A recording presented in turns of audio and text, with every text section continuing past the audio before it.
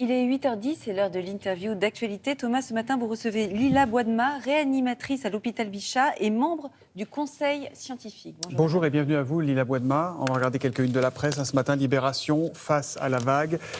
Covid, la nouvelle vague, c'est la une des Échos. C'est partout à peu près pareil. Il y a eu plus de 20 000 contaminations hier en 24 heures. Ça augmente, ça double d'une semaine sur l'autre. Cette fois, c'est sûr, la 5e vague est là, c'est reparti. Est-ce que vous comprenez, Lila Boadma, pourquoi ça repart ? C'est les mystères du Covid ou c'est cohérent et logique ? Alors c'est cohérent et logique. On a 20 000 contaminations, comme vous l'avez dit, mais on n'a pas autant d'hospitalisations que ce qu'on a pu connaître. Il y a une espèce de décorrélation entre le nombre de contaminations et les hospitalisations. Oui. Cela dit, c'est en raison de la vaccination qui nous protège. Cette vaccination, elle n'est pas suffisante. Elle n'est pas suffisante pour nous protéger de la 5e vague, peut-être pas de la 6e, parce que 6 millions de personnes qui ne sont pas du tout vaccinées, ça suffit à faire une vague. Il faut se rappeler qu'en mars 2020, c'est simplement 5% de la population qui sont atteintes et ça submerge les services de soins. Ça veut dire quoi qu'aujourd'hui, c'est une épidémie de non-vaccinés, le Covid en France ? Ça ne concerne que les non-vaccinés ? Alors, ça concerne pratiquement que les non-vaccinés. On a quand même des gens qui sont vaccinés dans nos services, très peu. Donc des gens vaccinés qui font des cas graves, qui sont dans nos services ? Il y a deux choses qui se cumulent. C'est qu'il y a un certain pourcentage de gens qui ne sont pas vaccinés, qui sont 10% de la population, et c'est beaucoup.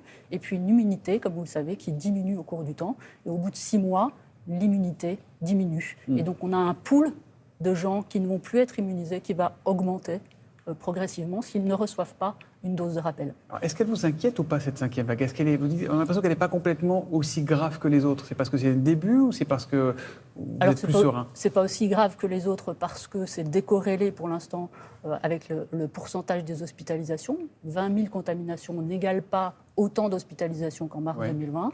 Cela dit, on sait que si on suit les courbes épidémiques, il y aura à peu près 1250 hospitalisations par jour en janvier. Donc ça va vite se remplir. Beaucoup trop. Mais l'idée, comme toujours, c'est de faire mentir ces courbes épidémiques qui sont modélisées, mais qu'on peut changer. Qu'on peut changer parce qu'on se fait vacciner, qu'on peut changer parce qu'on reçoit sa dose de rappel, et qu'on peut tous changer parce qu'on applique les mesures nécessaires. Les fameuses mesures barrières. Mais on nous a répété pendant des semaines que les Français avaient été exemplaires, qu'on avait respecté les mesures barrières, qu'on s'était plutôt fait davantage vacciner dans d'autres pays. Donc on se dit quand même, on a l'impression d'avoir fait le job, quoi. On ne comprend pas très bien. Alors si, on comprend très bien que par rapport à d'autres pays européens, il y a un décalage. Vous avez vu que les pays européens, un certain nombre qui sont assez proches de nous, ont une courbe épidémique qui s'est déjà envolée depuis plusieurs semaines. Et ce qu'on a fait, ça a permis de retarder ça. Simplement, il va falloir mettre un coup de collier pour essayer d'éviter cette vague. C'est quoi ce coup de collier alors ? Qu'est-ce qu'il faut faire ? Ce qu'il faut faire, c'est se vacciner si on ne l'est pas. C'est 6 millions de personnes. C'est faire la dose de rappel si on a plus de 65 ans ou des comorbidités. C'est très important. C'est ce qu'on appelle la 3e dose, de manière générale. La 3e dose. Mais quand alors ? Parce que hier, le président du conseil scientifique... Tout de suite. Il ne faut pas attendre. Tout de suite. Pour tout le monde. Pour les gens pour lesquels c'est recommandé. Pour l'instant, les plus de 65 ans, ceux qui ont des comorbidités, il y a tout un listing. On peut regarder ça, on peut demander à son médecin traitant. C'est très efficace. Tout de suite. Donc il n'y a pas de raison d'attendre. Puisque et alors pourquoi on attend pour les plus jeunes ? Pourquoi on attend pour les moins de 65 ans Alors la question se posera sûrement. On est en train de réfléchir à ça. Il faut quand même avoir aussi des données de sécurité pour vacciner les gens. Pas simplement des données d'efficacité. Alors on sait que pour les personnes les plus âgées, le risque de contamination et de maladies graves est important. Et donc pour eux, c'est pertinent. Ensuite, on va réfléchir pour les populations les plus jeunes. Est-ce que c'est toujours pertinent ? Ça veut dire, on n'est pas sûr que la 3e dose soit sûre pour tout le monde aujourd'hui ? Alors, pour l'instant, vraiment, les effets secondaires, ils sont très minimes. Très minimes. Et ils ne sont pas plus importants de ce qu'on sait sur la 3e dose par rapport à la 2e dose. Et vous dites à partir de quand ? Alors idéalement, il faudrait le faire... Alors vous savez que les gens les plus jeunes n'ont pas été vaccinés en même temps que les gens les plus âgés. Donc il faut qu'on ait un certain recul quand même pour répondre de façon scientifique à la question. Quand les gens les plus jeunes auront atteint leurs 6 mois de vaccination pour savoir si effectivement cette immunité diminue autant. Et pour l'instant, les données qu'on a d'autres pays montrent que ça diminue de la même façon ou à peu près de la même façon que chez les gens les plus âgés. Mais on s'interroge quand même, parce qu'on se dit s'il faut un rappel tous les 6 mois, c'est quoi ? C'est que le virus est vraiment trop fort et plus fort qu'on l'imaginait ? C'est que les vaccins sont moins forts et moins efficaces que ce qu'on espérait ? Alors, c'est vrai que ce n'est pas ce qu'on espérait. On espérait qu'avec les 2 doses, ça suffise. Ce n'est pas le cas. Donc il va falloir s'adapter. Alors j'entends beaucoup de gens dire j'ai fait 2 doses, la 3e, j'en veux pas. On n'a pas fait tout ça simplement pour refuser une 3e dose s'il y a besoin d'une 3e dose.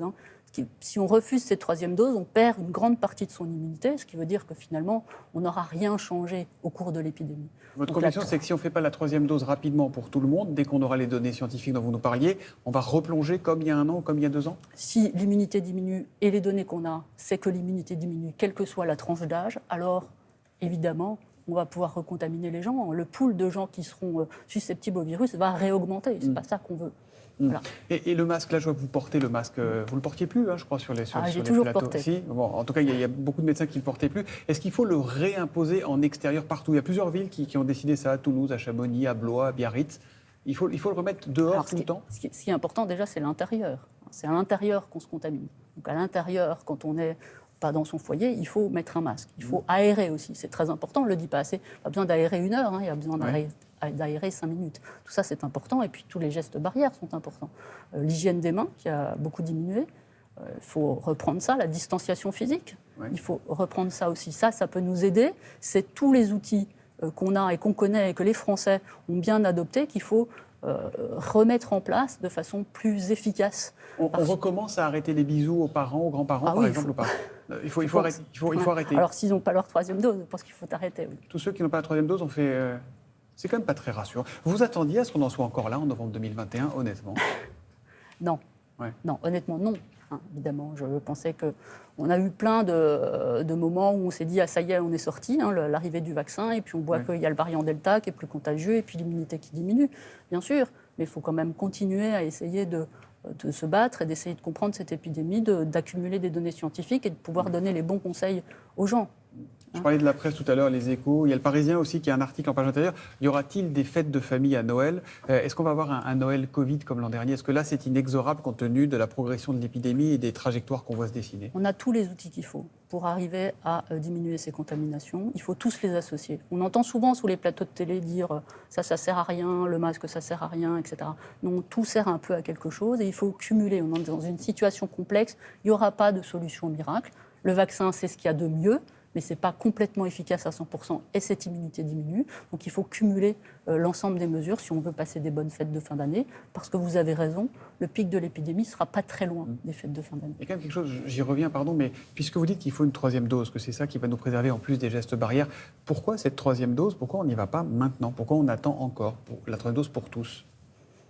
C'est des choses qui sont toujours en discussion. Il faut, comme je vous l'ai dit tout à l'heure, poser les problèmes un par un, c'est-à-dire que pour l'instant, il n'y a pas d'urgence à décider ça, parce que les gens qui sont les plus jeunes ont été vaccinés à partir du 31 mai, je crois. Ça a été ouvert à la population générale à partir du 31 mai. On a encore quelques semaines pour réfléchir à ça. Ce qui est important, c'est les gens qui ont eu accès à la vaccination dès février, les plus de 50 ans, et notamment ceux qui ont des comorbidités, sur lesquels il faut réfléchir maintenant pour se prononcer, ce qui a été fait d'ailleurs par le gouvernement, de savoir s'ils vont devoir recevoir cette troisième dose. Dernière question, vraiment rapidement. L'idée de faire comme en Autriche, qui a essayé de confiner les non-vaccinés médicalement, ça a un sens pour vous aujourd'hui en France?